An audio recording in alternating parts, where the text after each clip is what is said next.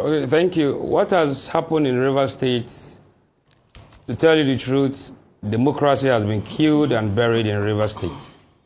As I speak to you, the sole aim why the sole administrator was sent to Rivers State, according to Mr. President, was to foster peace amongst the both parties, having the political conflict. But on the very first week, we actually thought the sole administrator did well by calling the chiefs and the head of local governments and having engagements with them. But afterwards, what has happened is a clear move to show the world that this whole thing is targeted at the governor of Rivers State. Because one, why will the sole administrator come and act as if he's an elected governor of Rivers State? I know Mr. President is not aware of this whole thing, but coming on ground, we expected the sole administrator, who is on ground, to give him first-hand information. Dismantling the structures, a working system, well-democratically system that was set up by the governor is impunity. How do you explain to Rivers people that you dissolved the RISEC that is responsible for conducting local government election, and you appointed some persons? Who gave you those names? You're supposed to meet with key critical stakeholders before decisions are made. As a matter of fact, the sole administrator is not empowered by the law to conduct election in Rivers State. Also, as if that was not enough, they have gone ahead to release names of people that will oversee the affairs of the local government in the 23 local government. This whole thing is impunity. And I'm aware that Mr. President is not aware, but it's high time we speak up and tell the world what is happening in Rivers State. The Supreme Court justices gave a clear judgment that this thing should not happen. I have a copy of that judgment delivered by Honorable Justice Emmanuel Ajims. I can read it for you. Where they don't have the powers, you don't even have the powers to act as a governor.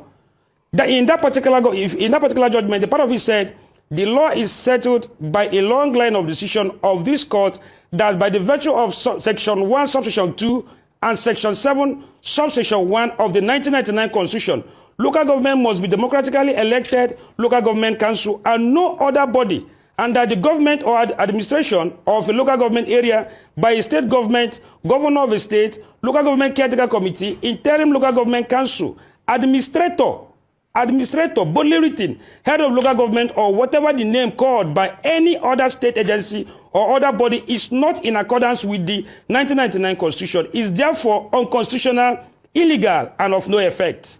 So now I want to ask, is Rivers State not part of Nigeria? Is the Constitution not part of what we are doing here in this state? Are we in a full-blown military regime? Where if you tell us that we're in a full-blown military regime, then we'll go back home and sleep.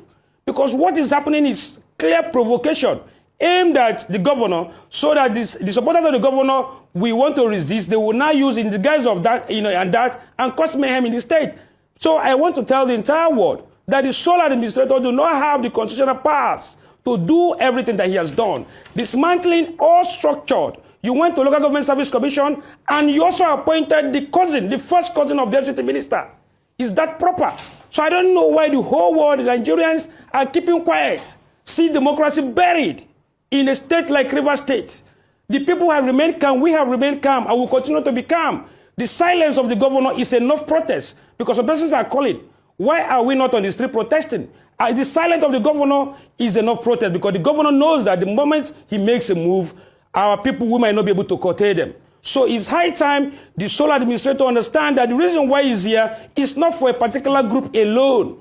The sole administrator was supposed to come, call both parties, see how we can bring political peace in this state, because we have normalcy in the state, but there is political crisis going on. So we expected to have held meetings with the sole administrator from both ends, the FCT minister and the governor of the state, so we can tell Mr. President that we are ready as a people to move the state forward. Instead, what we are seeing is impunity, injustice, and unconstitutional, as I speak to you.